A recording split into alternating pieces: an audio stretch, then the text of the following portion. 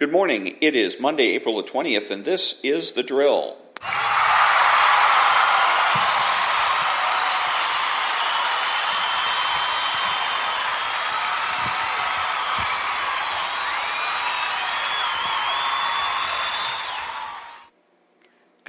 Thank you very much. I'm Ron, your host and the only true conservative in the United States today, because I don't take my cues from the left. I won't pretend to be neutral, and I will not simply give you the facts and let you decide. I will be partisan, and I will convince you to accept the fact that conservatism is best. I created this podcast to answer the question most asked by conservatives, namely, what can I do? My podcast is short, approximately 5 to 10 minutes long, because shorter podcasts are easier to download and listen to, and shorter podcasts force me to get to the point. I've been listening to conservative talk radio since 1989. I've grown up in a socialist household, and I've seen the destructive effects of socialism up close and personal. My podcast is made available through Spreaker and can be heard on iTunes, Spotify, Google, and YouTube. Today, what can I do? Quote of the day: you can't do that, and Trump phobia. All that when I come back.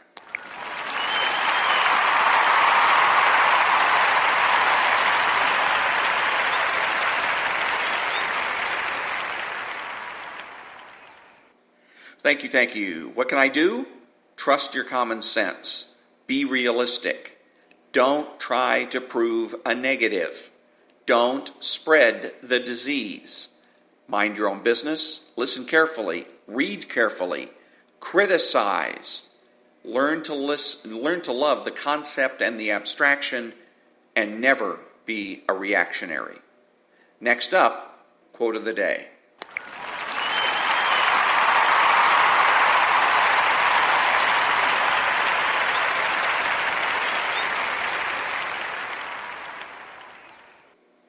Thank you. The quote of the day comes from Ayn Rand from her book, The Virtue of Selfishness. Quote, if the meaning of individualism in its ethical, political context has been perverted and debased predominantly by its avowed antagonists, the meaning of individualism in its ethical, psychological context has been perverted and debased predominantly by its professed supporters, by those who wish to dissolve the distinction between an independent judgment and a subjective whim. These are the alleged individualists who equate individualism not with independent thought, but with independent feelings. There are no such thing as independent feelings. There's only an independent mind. Unquote. Next up, you can't do that.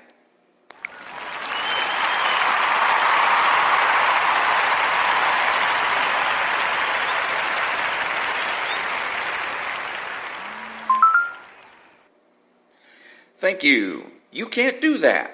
I used to hear that all the time. I heard it from parents, from teachers, and I heard it even from other children. I can't remember the last time since becoming an adult that I've heard someone say, you can't do that. That injunction has been made obsolete by the left, who claim, I can do anything I want. Conservatives have become intimidated by that statement and have acted accordingly.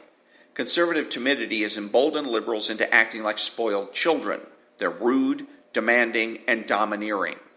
We can play the game either one of two ways. We can insist that the left play by the rules, or else, or we play by the liberals' rules, which are might makes right and the ends justify the means. What conservatives should do is address the idealistic statement with a realistic statement. No, you can't do anything you want. You can only pretend to do anything you want. Coming up, Trump phobia.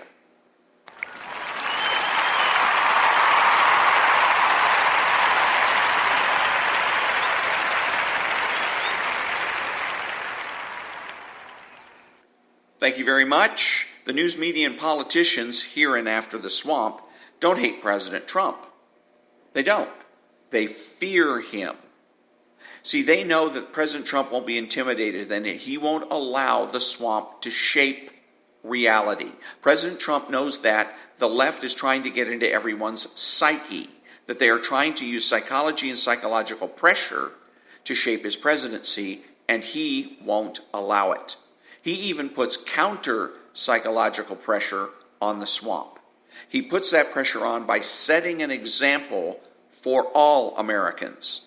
The news departments are afraid that the average American will imitate his style and in so doing influence American culture, perhaps for good. Back in a minute.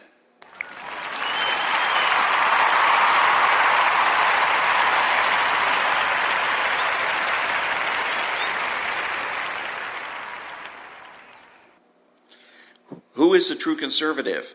He is the person that has the courage of his convictions and is confident in what he knows. He's the person that understands that cultural conservatism is more important than political conservatism. He's not selfish, but minds his own business. He acts like an adult. He's patriotic and uses common sense.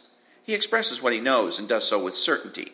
He makes judgments, refuses to speculate, speaks clearly and definitively, and is not afraid to say no. He's open-minded, asking why rather than why not. He is consistent, credible, and influential. Not ashamed of his existence, unafraid to learn or correct his mistakes. He is a normal American, and he is better than the socialist. He is a better friend, father, brother, family member, and a better person, period. You have to know that. If you don't know with every fiber of your being that being a true conservative is best, then you are wasting your time. That brings me to the end of another episode of The Drill. Remember that the left has no authority, no power, and they can't win. Think about it.